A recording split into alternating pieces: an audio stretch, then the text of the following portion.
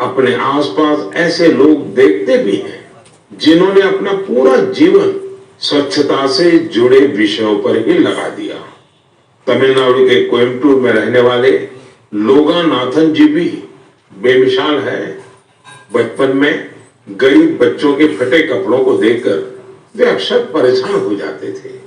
इसके बाद उन्होंने ऐसे बच्चों की मदद का प्रण लिया और अपनी कमाई का एक हिस्सा इन्हें दान देना शुरू कर दिया। जब पैसे की कमी पड़ी तो लोगानाथन जी ने टॉयलेट तक साफ किए ताकि जरूरतमंद बच्चों की मदद हो सके। वे पिछले 25 सालों से पूरी तरह समर्पित भाव से अपने इस काम में जुटे हैं और अब तक 1500 से अधिक बच्चों की मदद कर चुके हैं। मैं एक बार फिर ऐसे प्रयासों की सराहना करता हूं।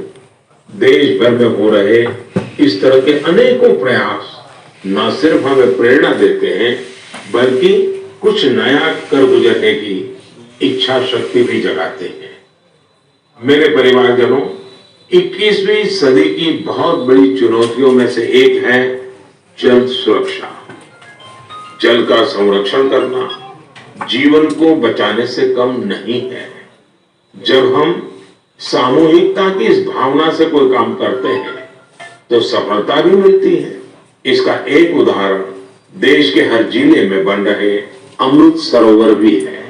अमृत महोत्सव के दौरान भारत ने जो 65,000 से ज्यादा अमृत सरोवर बनाए हैं वो आने वाली पीढ़ियों को लाभ देंगे।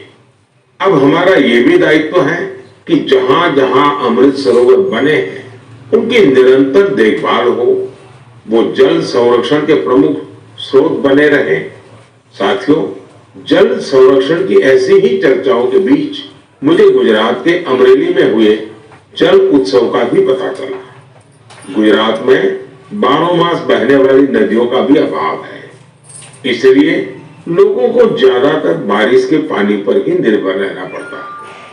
पिछले 20-25 साल में सरकार और सामाजिक संगठनों के प्रयास के बाद वहां की स्थिति में बदलाव जरूर आया है और इसलिए वहां जल उत्सव की बड़ी भूमिका है। अमरेली में हुए जल उत्सव के दौरान जल संरक्षण और झीलों के संरक्षण को लेकर लोगों में जागरूकता बढ़ाई गई। इसमें वाटर स्पोर्ट्स को भी बढ़ावा दिया गया। वाटर सिक्योरिटी के जानकारों के साथ मंथन भी किया गया।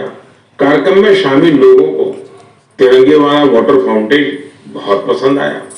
इस जल उत्सव का आयोजन सूरत के डायमंड बिजनेस में नाम कमाने वाले सब्जी भाई धोड़किया के फाउंडेशन ने किया। मैं इसमें शामिल प्रत्येक व्यक्ति को बधाई देता हूँ। जल संरक्षण के लिए ऐसे ही काम करने की शुभकामनाएं देता हूँ।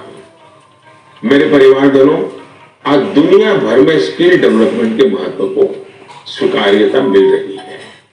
जब हम किसी को कोई स्किल सिखाते हैं तो उसे सिर्फ हुनर ही नहीं देते बल्कि उसे आय का एक जरिया भी देते हैं। और जब मुझे पता चला कि एक संस्था पिछले 4 दशक से स्किल डेवलपमेंट के काम में जुटी है तो मुझे और भी अच्छा लगा। ये संस्था आंध्र प्रदेश के श्रीकाकुलम में है और इसका नाम बेल्जीपुरम यूथ क्लब है। स्किल डेवलपमेंट पर फोकस कर बेल्जीपुरम यूथ क्लब ने करीब 7,000 महिलाओं को सशक्त बनाया है। इनमें से अधिकांश महिलाएं आज अपने दम पर अपना कुछ काम कर रही है। इस संस्था ने बाल मजदूरी करने वाले बच्चों को भी कोई ना कोई हुनर सिखाकर उन्हें उस दुष्चक्र से बाहर निकालने में मदद की है। बेल्जीपुरम यूथ क्लब की टीम ने किसान उत्पाद संघ यानी एफपीओ से जुड़े किसानों को भी नई स्किल सिखाई, जिससे बड़ी संख्या में किसान सशक्त हुए हैं।